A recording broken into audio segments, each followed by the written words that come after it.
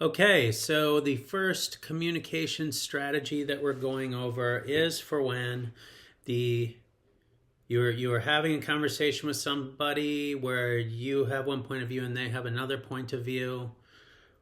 You say your thing, they say their thing, you say your thing, they say their thing, you say your thing, and they start to say their thing a little bit louder, and maybe you're getting a little bit louder, and then they're getting a little bit louder, and you're trying to rein it back in, but it's clear that they just keep getting louder and more dysregulated, more critical, more dug in. They're interrupting, their body language is showing that they're not hearing you, and it's starting to escalate, okay? Or it is escalating.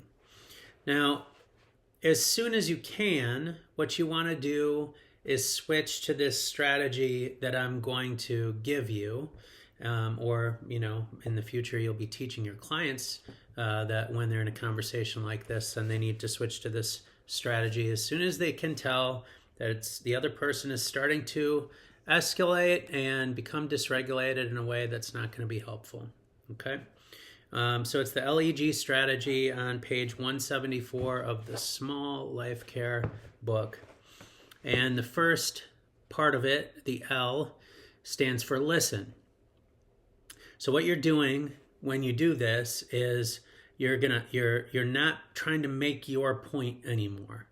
You're not trying to have them hear you or see from your perspective or anything like that. You're basically recognizing, okay, they're becoming dysregulated, and because I love this person, I care about this person, I value this relationship, I'm going to stop trying to be heard, and I'm going to take some responsibility for the long-term health of this relationship. I don't want it to get dysregulated and become corrosive or damaging in a way that is going to take some repair later on, perhaps by both of us, but at the very least by the person who's becoming dysregulated. And so I'm going to take responsibility for it. I'm going to stop trying to be heard, and I'm going to seek to understand this person. And so when you're listening, what you're listening for, so you're mentally shifting like, okay, stop making your point, listen to what they're saying.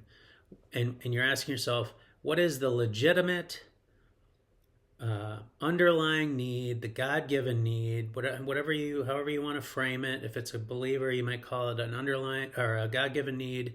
If it's not a believer, you might call it a legitimate need.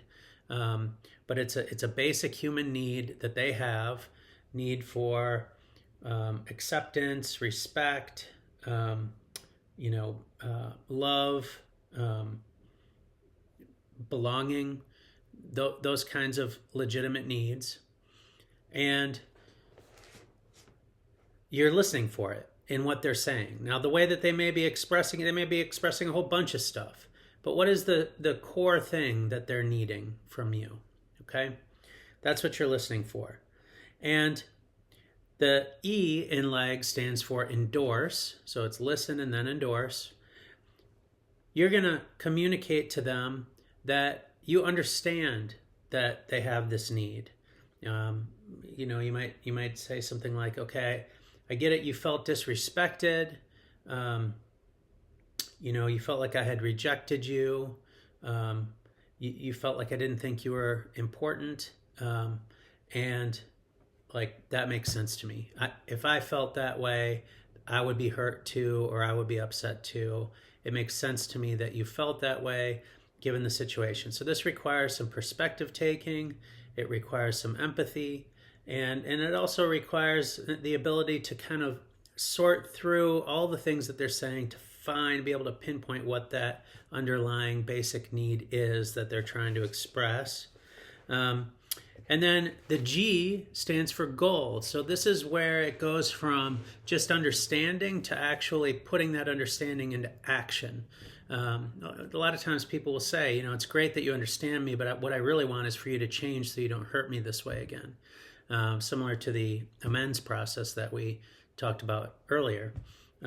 And so you need to tell the person what you're going to do differently in the future in order to meet this need that they've identified.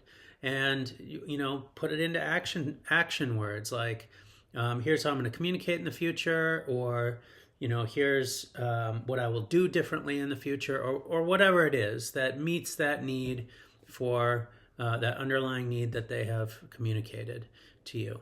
Okay? So the hope is that once they see that you understand what they're saying and are actually willing to do something about it, they don't have to keep going on about this, perspective that they have that they don't feel that you're getting, because you'll have clearly explained it.